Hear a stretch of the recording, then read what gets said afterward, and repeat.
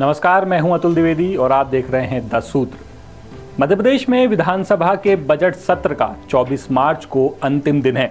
विधानसभा की इस कार्रवाई में कई ऐसे सवाल सामने आए जिन्होंने सरकार को परेशानी में डाला। परेशानी में इसलिए क्योंकि सरकार के जवाब और जमीनी हकीकत में जमीन आसमान का अंतर है।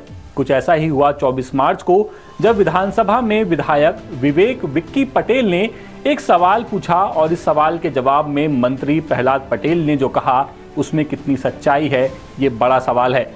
मामला है अधिकारियों की कमी से जुड़ा हुआ। विधायक विवेक विक्की पटेल ने सवाल किया कि जनपद पंचायत खेरलांजी जिला बालाघाट में मुख्य कार्यपालन अधिकारी का पद 1.5 साल से खाली पड़ा हुआ है।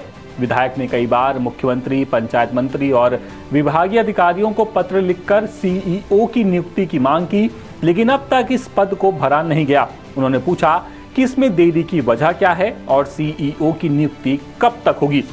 इस सवाल का जवाब मंत्री प्रहलाद पटेल ने विभाग में अधिकारियों की कमी और ट्रांसफर पर प्रतिबंध के चलते खाली जनपदों में मुख्य कार्यपालन अधिकारियों की नियुक्ति में असमर्थता जताई। ये कहा मंत्री प्रहलाद पटेल ने। ऐसे में जहां जहां सीईओ के पद खाली हैं, वहां कब तक नियुक्ति होगी, इसकी समय सीमा बता पाने में भी मंत्री ने इनकार कर दिया। उन्होंने कहा कि इसकी कोई निश्चित समय सीमा बताना संभव नहीं है। मंत्री ने बताया कि जिन जनपद पंचायतों में मुख्य कार्यपालन अधिकारी नहीं है, वहां विकासखंड अधिकारी यानी बीडीओ को पोस्ट किया गया है। ये अधिकारी विभाग की योजनाओं, कार्यक्रमों के क्रियान्वयन और मॉनिटरिंग का काम कर रहे हैं।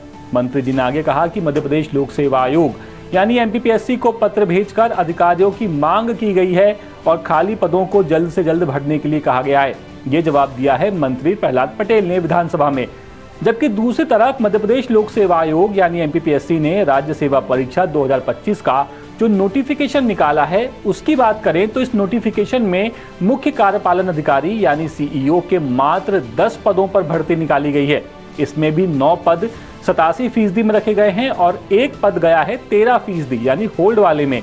अब यहाँ सवाल ये उठता है कि एक तरफ मंत्री जी खुद विधानसभा में खाली पड़े पदों की बात कहते हैं, ये भी कहते हैं कि एमपीपीएससी को लेटर भेजकर खाली पदों को भरने को कहा गया है, जबकि एमपीपीएससी का नोटिफिकेशन कुछ और कहानी बयां करता है। और तो और पद बढ़ सकते थे अगर प्रीलिम्स का रिजल्ट ना आया होता, लेकिन प्रीलिम्स का रिजल्ट भी जारी हो चुका है और इस बार राज्य सेवा परीक्षा में पद रहेंगे 158 के 158। अब सवाल उठ रहा है कि क्या सरकार के 2 विभागों के बीच ही कोऑर्डिनेशन नहीं है? तो आखिर क्यों नहीं है? क्योंकि एक तरफ मंत्री जी विधानसभा में बयान देते हैं कि पद बढ़ाने के लिए, पद भरने के लिए एमपीपीएससी को लेटर भेजा गया है। दूसरी तरफ एमपीपीएससी जो नोटिफिकेशन निकालता है उसमें पद निकाले जाते हैं मात्र 10। ऐसे में देखना यही है कि ये खाली पड़े हुए पद कब भरे जाते हैं, भरे जाते भी हैं या नहीं। अपडेट्स के लिए बने रहिए 10 सूत्र के साथ। नमस्कार।